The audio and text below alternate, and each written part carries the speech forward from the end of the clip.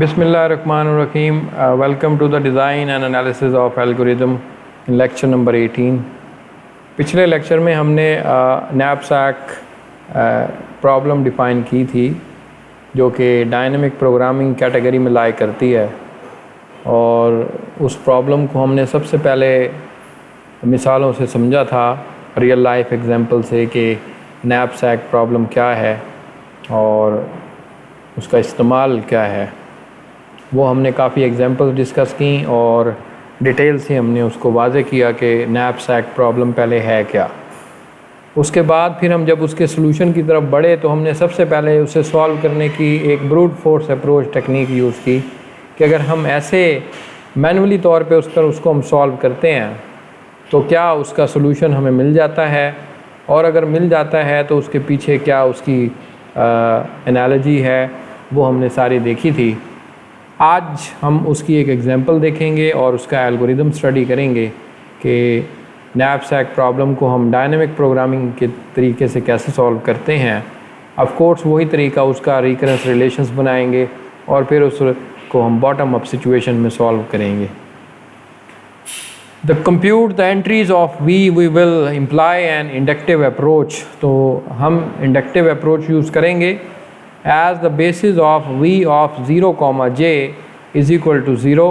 یعنی یہ تو وہ بات ہے کہ ہمارے پاس اگر کوئی بیس کیسز ہمارا جو پہلا بنا ہے وہ یہ ہے کہ اگر ہمارے پاس کوئی آئٹم ہی نہیں ہے، یعنی I ہمارے پاس اگر 0 ہے تو اس کیس میں تو ہم کوئی آئٹم چوز کرتے ہی نہیں ہیں، کیونکہ ہمارے پاس آئٹم آپشن ہی کوئی نہیں ہے.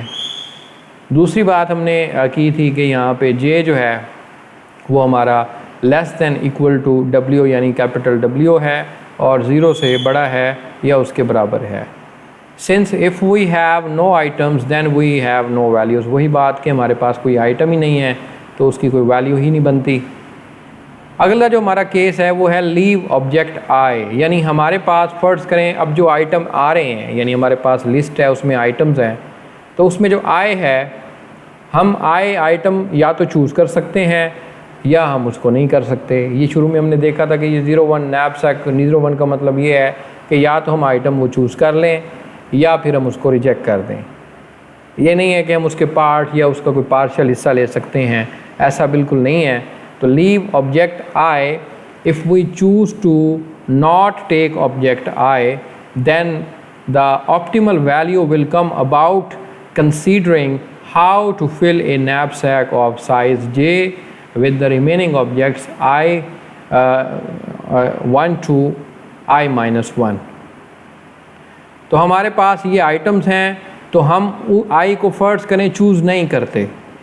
اگر ہم I کو چوز نہیں کرتے تو پھر ہمارے پاس کیا رہ جاتا ہے I minus 1، یعنی ہم نے I کو تو چوز نہیں کیا تو ہم اس کے بعد ہمارے پاس I minus 1 رہ جاتا ہے، تو اس میں سے ہم پھر چوز کریں گے. تو بیسیکلی اس ساری کو ہم ریلیشن میں بنا لیتے ہیں، تو بنے گا V of I minus 1, J. یہ I minus 1 کی امید کرتا ہوں سمجھ آ گئی ہوگی. I minus 1 کا مطلب دوبارہ کہ ہم وہ آئٹم اگر چھوڑ دیتے ہیں تو تب ہمارے پاس کتنے آئٹم رہیں گے. آف کورس I minus 1، کیونکہ I کو تو ہم چھوڑ چکے ہیں. another جو ہمارا ریلیشن بنتا ہے، یعنی سب پرابلم ہم بنا رہے ہیں، یہ ٹیک دا آبجیکٹ I، یعنی I کو ہم رکھ لیتے ہیں، یعنی I ہم نہیں چھوڑتے. if we take the object I then we gain to the value of Vi، یعنی اب ہم کیونکہ اس I کو سلیکٹ کر رہے ہیں، یعنی اپنے بیگ میں ڈال رہے ہیں یا نیپسیک میں چوز کر رہے ہیں، تو اس کی ویلیو جو ہے وہ ہم گین کر رہے ہیں، یعنی اب ایڈ کریں گے کیونکہ اب وہ آئٹم ہم نے چوز کر لیا ہے تو اس کی ویلیو ایڈ ہو جائے گی. اس کے بعد but we use to up Wi of our capacity، کہ اگر ہمارے پاس یعنی اب اس کی جو ہماری Wi کی کیپیسٹی ہے وہ بھی ہم نے یوز کر لی. ظاہر ہے اس آئٹم کا کوئی وزن ہوگا، تو اگر ہم نے وہ آئٹم چوز کر لیا ہے تو جیسے ہم نے اس کی ویلیو کو ایڈ کر دیا ویسے ہی اس کا جو ویٹ ہے وہ ہمارے جو اوور آل ویٹ ہے اس میں سے کم ہو جائے گا. with the remaining J minus Wi، تو یہ J minus کا مطلب یہ ہے کہ اس ٹوٹل ویٹ میں سے یہ Wi یعنی اس آئٹم کا ویٹ جو ہے وہ اب کم ہو گیا. the capacity in the knapsack، تو ہمارے پاس اب J رہ جائے گی. that will the possible to the 1 2 and I minus 1، تو اس کی جو ریلیشن بنے گی وہ V of I plus 1 and V of i-1, j -wi. اب اس کا کیا مطلب ہے؟ جیسے میں نے کہا ہے کہ ایک تو ہم نے اس کی ویلیو کو ایڈ کرنا ہے کیونکہ وہ آئٹم ہم چوز کر چکے ہیں. دوسرا اب وہ i میں سے بھی مائنس ہو جائے گا کیونکہ وہ آئٹم تو ہم نے چوز کر لیا, اب دوبارہ تو چوز نہیں کریں گے. دوسرا کہ اس کا ویٹ بھی مائنس کر دینا ہے ہم نے اوور آل میں سے. تو یہ اس کی جو اگلی انالوجی بن گئی وہ یہ بن گئی. And this is only possible to the if wi is less than equal to j. تو یہ ہماری پاسبلٹی ہے. اب یہ سارے کیسز کو ہم لکھ لیتے ہیں یہاں پہ اکٹھا کر کے جو ہم نے ابھی سب پرابلمز بنائے ہیں. تو پہلا جو ہمارا بیس کیسز ہیں یہ کہ ہمارے پاس یہ میں نے -انفینٹی لکھا ہے کہ اگر j ہمارا 0 ہے, مطلب ہمارے پاس اگر فرض کریں ویٹ کرنے کی کیپیسٹی ہی نہیں ہے تو پھر اس کیس میں تو یہ انفینٹی ہے کہ ہم جو ہے وہ کچھ بھی نہیں کر سکتے. اور یہ کہ ہمارے پاس اگر آئٹم نہیں ہے, یعنی یہ تو ہے ہمارے پاس ویٹ نہیں ہے, تو اس کیس میں یہ -انفینٹی ہو جائے گا. اور اگر ہمارے پاس بیگ میں جگہ تو ہے, یعنی بیگ میں ویٹ تو موجود ہے, لیکن ہمارے پاس آئی ہی نہیں ہے, یعنی آئٹم ہی نہیں ہے, تو اس کیس میں تو ہم کچھ چوز ہی نہیں کر سکتے, تو وہ ہمارے پاس آ جائے گا یہ 0. آگے جو ہمارا اگلا کیس آیا ہے وہی v of i, j is equal to. اب اس میں بھی آگے دو سچویشن ہیں کہ اگر تو آپ کا wi j سے بڑا ہے, یعنی آپ کے آئٹم جو ہے وہ j سے بڑا ہے, تو اس کا کیا مطلب ہے؟ یعنی آپ کی کیپیسٹی سے, یعنی آپ کے بیگ کی کیپیسٹی سے وہ آئٹم کا ویٹ بہت زیادہ ہے, یعنی j ہماری کرنٹ ہے وہ ویٹ ہے جو ہم چوز کر سکتے ہیں, یعنی وہ ویٹ جو ہمیں الاؤ ہے. تو اگر وہ j ویٹ جو ہے وہ wi اس سے بڑا ہے, یعنی آئٹم کا ویٹ بہت زیادہ ہے جو اس آپ کے کیپیسٹی میں آ ہی نہیں سکتا, تو اس کیس میں ہم اس آئٹم کو تو چوز کر ہی نہیں سکتے. تو اس کیس میں ہم نے کہا تھا کہ اگر ہم کوئی آئٹم چھوڑ دیتے ہیں تو اس کا کیا کیس بنایا تھا, v آف i -1, j. دوسرا کیس ہے کہ اگر اس کا ویٹ جو ہے وہ ہماری نیپ سیک سے کم ہے, تب وہ ہم آئٹم چوز کر سکتے ہیں, اور اس کیس میں ہم کہیں گے Max of v of i -1, j, یعنی اس آئٹم کو ہم یہاں پہ چوز نہیں کر سکتے. ایک تو آپشن یہ والا آ گیا, یعنی اب وہ آئٹم ہم نے ہمارے ویٹ سے تو کم ہے. ایک تو وہ کیس تھا کہ ہمارے کیپیسٹی سے ہی وہ بڑا تھا, تب تو ہم اس کو کر ہی نہیں سکتے, تو ہم نے اس کو تو بالکل چھوڑ دیا. اب دوسرا کیس یہ ہے, یہ نیچے والا, اس میں ہم یہ بات کر رہے ہیں کہ موجودہ جو ہمارے نیپ سیک کا ویٹ یعنی اس کی کیپیسٹی ہے, اس سے اگر کوئی آئٹم آ رہا ہے کہ اس کیپیسٹی سے کم ہے, تو پھر میری اب آگے اپنی چوائس ہے کہ میں اس آئٹم کو لیتا ہوں یا نہیں لیتا. اگر تو میں اس آئٹم کو چھوڑ دیتا ہوں تب یہ والا سچویشن ہے, وہی v اوپر والی کی طرح ہے کہ v آف i -1, j. اور اگر میں اس کو اٹھا لیتا ہوں یعنی اس کو ٹیک کر لیتا ہوں, تو یہ پھر یہ والا کیس جو ابھی ہم تھوڑی دیر پہلے دیکھ آئے ہیں, v آف i جمع v of i -1, j -wi. تو یہ ریکرنس ریلیشن جو ہم نے بنایا ہے, یہ وہ جو سب پرابلمز ہم نے بنائی ہیں, یہ امید کرتا ہوں آپ کو یہ سمجھ آ گئی ہوں گی. تو اس کو ہم آگے اب ایگزامپل سے سالو کریں گے. ایک ایگزامپل لے کے اس کو ہم سالو کرنے لگے ہیں. A naive evaluation of the recursive definition is exponential, so the UL we avoid the recomputation by making a table. یعنی اگر ہم یہ خود سے کرنا شروع کر دیں تو اس میں ہمیں بار بار چیزیں ریکمپوٹیشن کرنی پڑیں گی. اگین یہ میموائزیشن کا پرابلم آ جاتا ہے پھر, تو ہم اس کو آگے ٹیبلر فارم میں کریں گے. Consider an example Max wait از 11. ہمارے پاس جو ٹوٹل کے ویٹ کیری کرنے کی کنڈیشن ہے وہ 11 ہے, اور 5 ہمارے پاس آئٹم ہیں, ان میں سے ہم نے چوز کرنا ہے. تو یہ ہمارے پاس ایگزامپل ہے, یہ اس طرح کا ٹیبل ہم نے بنانا ہے. تو اس ٹیبل کو پہلے انڈرسٹینڈ کر لیتے ہیں کہ یہ کیسے, اس کا اسٹرکچر دیکھ لیتے ہیں. اوپر جو ہے وہ ہم سب سے پہلے جو رو میں ویٹ لکھتے ہیں, لمٹ جس کو ہم j کہہ رہے تھے, یہ ہمیں 0 سے لے کے 11 تک ہوں گے, کیونکہ ہمیں ٹوٹل کہا گیا کہ 11 کیپیسٹی ہے ہماری نیپ سیک کی, تو اس کو ہم لکھ لیتے ہیں 0 سے لے کے 11 تک. دوسرا ہم نے کہا تھا 5 آئٹمز ہیں, اور ہر آئٹم کا ویٹ اور ویلیوز نیچے آپ کو نظر آ رہی ہیں. یہ ویٹ 1 ہے, یہ ویٹ 2 ہے, یہ ویلیو 1 ہے, یہ ویلیو 2 ہے. یہ اب آپ کو دیکھنے سے اندازہ ہو جائے گا کہ ہر آئٹم کا کیا ویٹ ہے اور کیا ویلیو ہے. اس کے بعد یہ ہمارا یہاں سے ہے. اب ہم نے ہر ایک رو کو اس میں فل کرنا ہے, اور وہی آگے تک ہم چلیں گے جیسے ہم پہلے ڈائنامک پروگرامنگ کی دوسری پرابلم سالو کر چکے ہیں, ایڈٹ ڈسٹینس وغیرہ, اس میں بھی ہم نے یہی پروسیس کیا تھا. آگے بھی کوئی پرابلم پڑیں گے تو اس میں یہ ٹیبولر فارم جو ہے وہ آپ کو نظر آ جائے گی. تو آگے چلتے ہیں. اب اس میں وی آف آئی ساری بیس کیسز کو حل کرتے ہیں. Hair the we of I Cama J the best value obtainable using the first I row of item if the maximum capacity what the J. تو یہاں پہ اب ہم نے ایک تو یہاں پہ یہ کالم ہم نے یہ فل کر دیا ہے. یہ ہے اگر J ہمارے پاس 0 ہے تو مطلب ہمارے پاس کیپیسٹی ہی نہیں ہے بیگ میں, تو پھر تو ہم کوئی آئٹم ہی چوز نہیں کر سکتے. تو اس کیس میں یہاں پہ پوری رو جو ہے وہ 1 سے فل کر دی. البتہ یہاں پہ رو اب کیسے فل ہوئی ہے اس کو ہم نے دیکھنا ہے. یہاں پہ اب ہم اس وقت اس آئٹم پہ ہیں تو اب ہم فی الحال ایک ہی آئٹم چوز کر سکتے ہیں. یعنی جب ہم اس رو میں ہوں گے تو اتنے آئٹم ہم چوز کر سکیں گے, آگے چلیں گے تو وہ آئٹم بڑھتے چلے جائیں گے. یہاں پہ اب ہمارے پاس یہ والا کالم آ گیا. اس کالم میں ہمارے پاس جو جے کی ویلیو ہے 1, یعنی ہمارے پاس جو کیپیسٹی ہے نیپ سیک کی وہ 1 ہے. یعنی ہم 1 ویٹ کا کوئی آئٹم لے سکتے ہیں اور آئٹم بھی ہمارے پاس فی الوقت ایک ہی موجود ہے اور اس کا ویٹ بھی 1 ہی ہے. تو یہ والا آئٹم ہم لے سکتے ہیں اور میکسیمم اس کی ویلیو 1 ہے, تو میں نے یہاں ویلیو لکھ دی 1. ٹھیک ہے. اس کے بعد ہمارے جے کی ویلیو انکریمنٹ ہوئی, یعنی اب ہمارا جو بیگ کی کیپیسٹی جو ہے وہ 2 ہو گئی, لیکن آئٹم ہمارے پاس ابھی بھی ایک ہی ہے. تو اب تو کوئی راستہ ہی نہیں ہے, اور تو اس میں پھر وہی آئٹم دوبارہ ہم نے چوز کر لیا, ایک ہی آئٹم, تو اس کی ویلیو 1 ہے.